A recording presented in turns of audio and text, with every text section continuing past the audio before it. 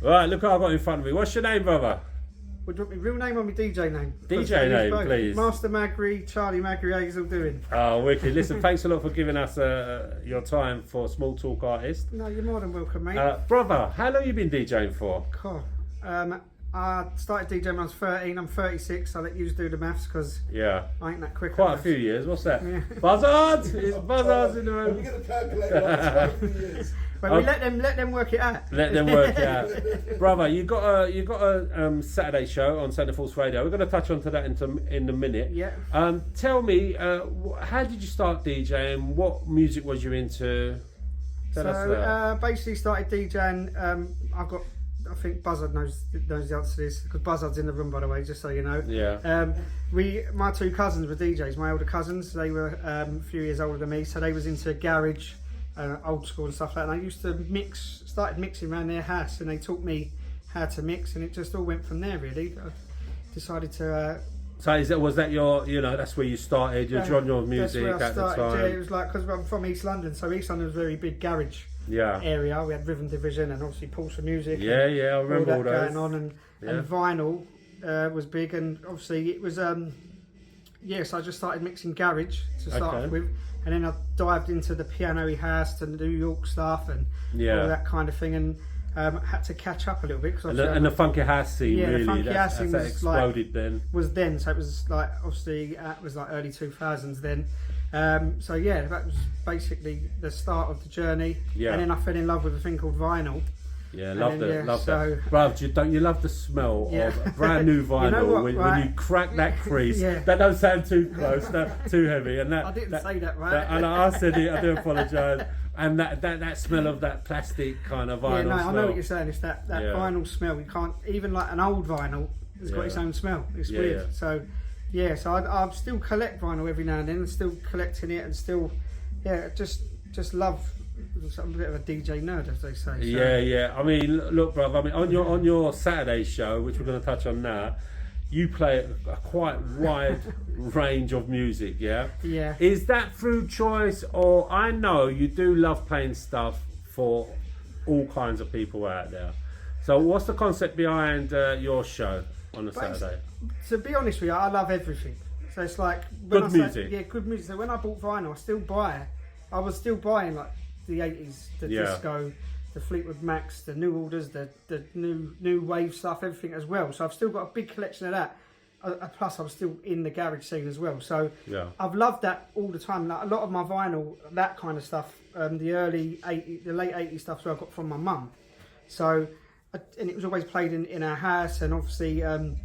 The other main thing for the reason why I like so many different genres is my dad obviously was a boxer. So when he retired, he became a boxing trainer in the famous Lion Boys gym in Oxton. Quite a famous boxer back in the day, bro. He was, we had he had like a gym where every kind of boxer walked into that gym, and it was like we had like the Nigel Benns and the Lennox Lewis's. You had the list went on and on and on just for sparring in and out, and it was like. Every different week, every month, there was different music. You had jungle, you had reggae, you had 80s, you had like stuff that the northern guys like, the northern house stuff. It was completely different, and it was just like you did everything. And that's where you got your knowledge from, all kinds of. And just having the radio on and stuff like that. They'd fight over the sound system in the gym. It was like I'm putting my CD or my tape cassette in. On and it was fascinating to see. And throughout this time, was you DJing? This was before DJing. Okay. Which was like that, and then I started DJing about 4 or 5 years later. Oh, so that's a good thing because you was getting you're sponging it all up, getting your knowledge through it, and then bang came the garage scene, and you got involved in that and started doing your DJing from there. Yeah, so that's basically the gist of the show. And with the show, I thought Centre Force is such a big platform, and it's such I ain't gonna lie, we had a lot of old school dance DJs that were there in the day, and then I wanted to do something different. I like to be different.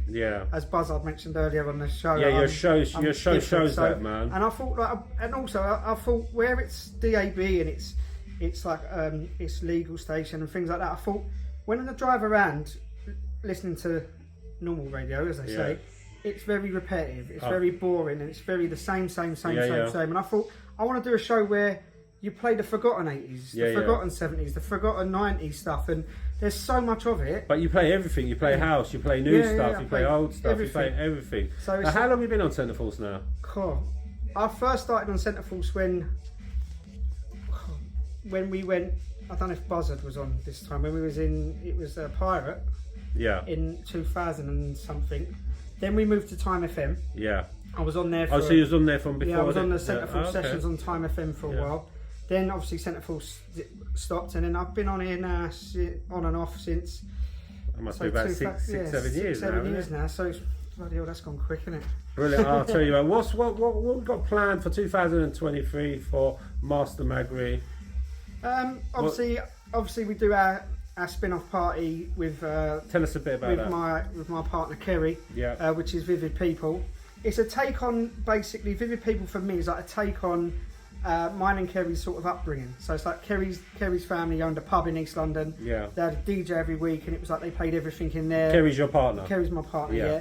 So, and then like also stuff for like when we grew up going out around East London in the clubs of around East London, Shoreditch and stuff like that, where you'd hear every kind of tune played, but we wanted to enhance it and create what we've done. And off the back of the show, it's similar to the show basically with Vivid People, and we just want to play them feel-good tunes, forgotten memories, and everyone's welcome. Everyone can have a good time, no matter who you are, what you are, how old you are, how young you are. And that's basically it. This is what you're doing, like event-wise, on 2023. Basically that, I've got a few things happening towards the end of the year, a few bookings and stuff like that. But I try and keep myself to myself, and like I'm just doing what I'm doing at the moment to you're loving it, you're enjoying it, and you want to give it. You want to give the people something to enjoy. So it's like exclusive shows for the people. Yeah. What about production-wise? You stepped into production at any time or in the future? I've messed about, to be honest with you, but I haven't done nothing like. Just messed about really, so nothing. Don't you want to? I'd like to. I would like to. It's just getting the time at the moment.